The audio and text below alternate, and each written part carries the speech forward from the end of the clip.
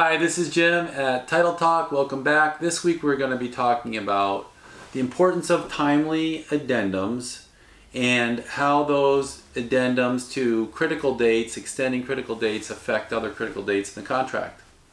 My name is Jim Brown. I'm an attorney at James Brown Law and the founder of Title Leap. And I'm Alexandra Nieto, and I'm the title manager. So, Alex, you had some important experiences recently. Yeah, been having a hard time with people dragging their feet on getting extensions to the contract. So my contract expired a week and a half ago. Yeah. And the realtors are telling me, yes, I'm going to get you an extension. Yes, the parties want to move forward. And it's a week and a half later. Basically, I have a dead contract and no extensions. Right. And so it sounds like, and this is something I see frequently, it sounds like you're telling me that the buyers are probably verbally telling the buyer's agent, yeah, we still want to close. The buyer's agent is then calling the seller's agent and saying the buyer still wants to close. And then the seller's agent is calling the seller saying, yeah, they still want to close. Right. And in this particular case, I know that the buyers have already signed the extension.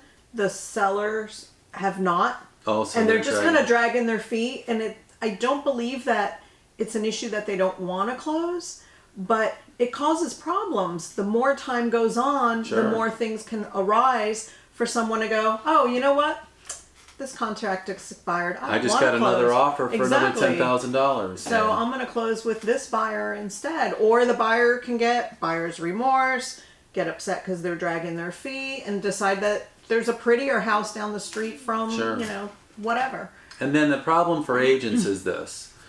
You've got a buyer and maybe they really did want to close, and maybe they did really want to sign an extension, and maybe they did, but they suddenly are drug in or drug by another house that looks more attractive.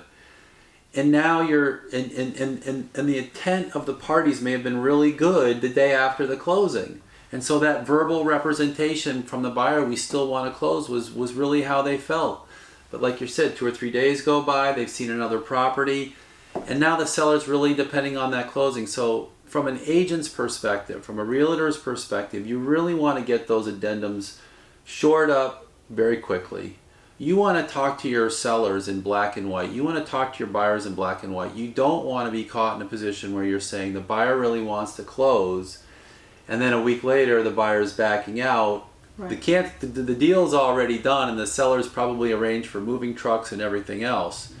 So I think when we were talking before we started filming, you were talking about big deposits. Exactly. Big deposits speak volumes. That's what I was going to say. This particular case, I think there's only a couple $1,000s on deposit, so it's not a huge risk. Right. If either party decides to walk away. Yeah. So you're a seller. Makes me nervous as a title agent. You got kids that need to start school on a certain date. You've got moving trucks that are on the road. You've got new lives to start.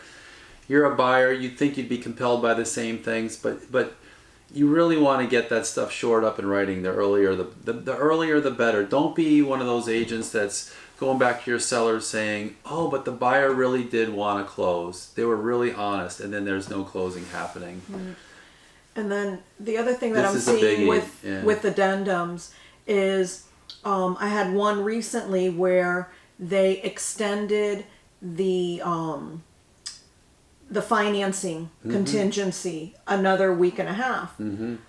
But so now the financing contingency is the day before they were supposed to close. They're going, oh no, but we've got another week and a half to close.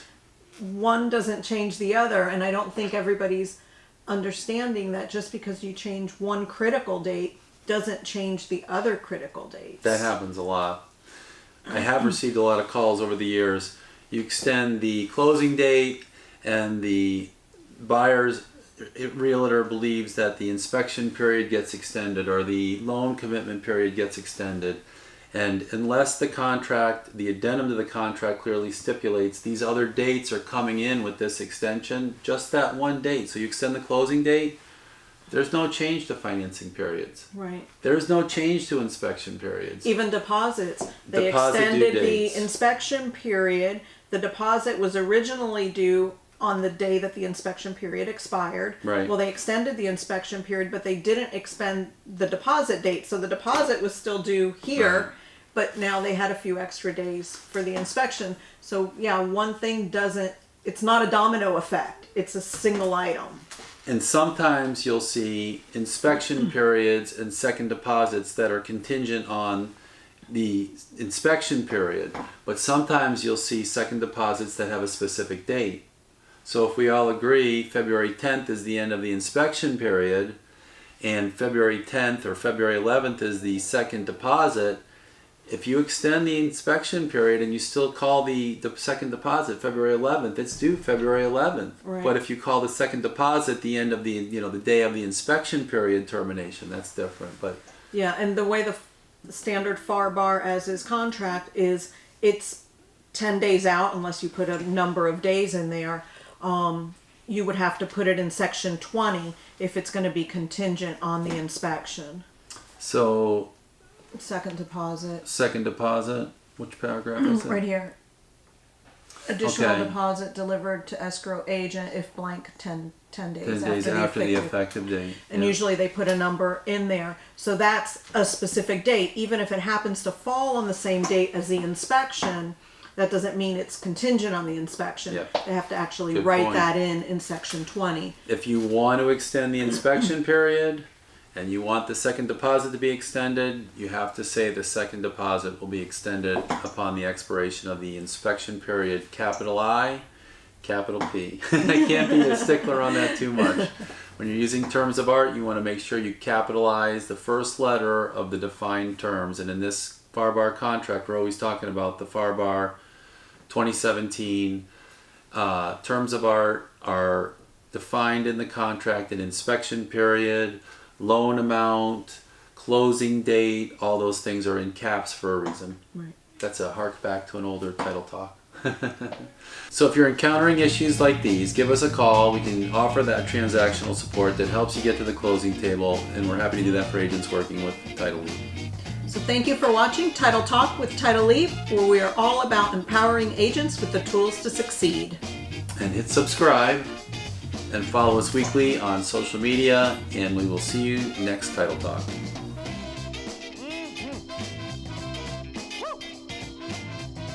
Talking about soul.